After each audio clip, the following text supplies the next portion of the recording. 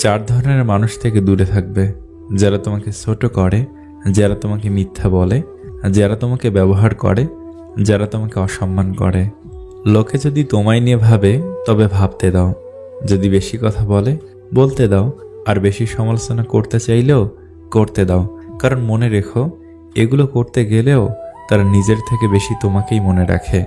যাকে ভালোবাসেন সে ছেড়ে গেলে তাকে ধন্যবাদ দিন, কারণ সেই বুঝিয়েছে পৃথিবীতে সব কিছু শেষ হয়ে যায় না। একটি মেয়ের হাসি অবশ্যই একটি ছেলের হাসির চেয়ে সুন্দর, কিন্তু একটি ছেলের বুক ভরা কান্না একটি মেয়ের কান্নার চেয়েও অনেক বেশি বেদনাদায়ক। কারণ একটা ছেলে খুব সহজে কাঁদে না। জীবনে এমন কিছু মুহূর্ত আসে যখন ভাগ্যকে মেনে নেওয়া ছাড়া আর কোনো উপায় থাকে না।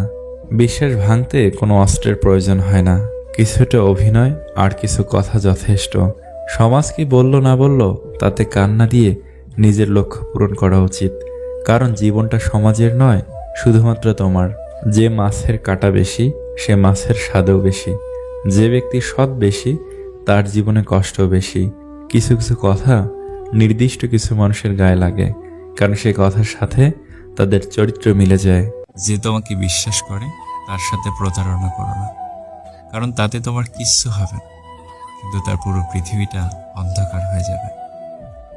কারো কাছে নিজেকে ভালো প্রমাণ করার ইচ্ছা আমার নেই, কারণ আমি জানি আমি কেমন।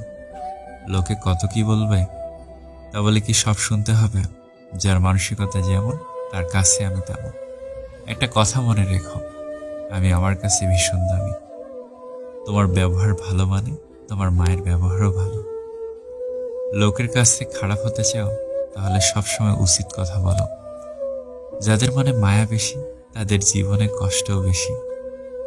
একটি মেয়ে শ্বশুরবাড়ির লোকদের যতই সেবা করুক, সংসারী হিসেবে যতই পারফেক্ট হোক না কেন, সে কখনোই শ্বশুরবাড়ির রানী হয়ে উঠতে পারবে না। কিন্তু হাজার ভুল করা সত্ত্বেও একটি মেয়ে তার বাবার কাছে সারা জীবন পরী হয়ে থাকে। পৃথিবীর সব থেকে বড় কর্মজীবী নারী হচ্ছেন মা। মজুরি নেই, ওভারটাইম নেই, দাবি নেই, ছুটি নেই, শর্ত নেই, স্বার্থ নেই, তবু নিঃস্বার্থভাবে খেটে যায় সারাটা জীবন।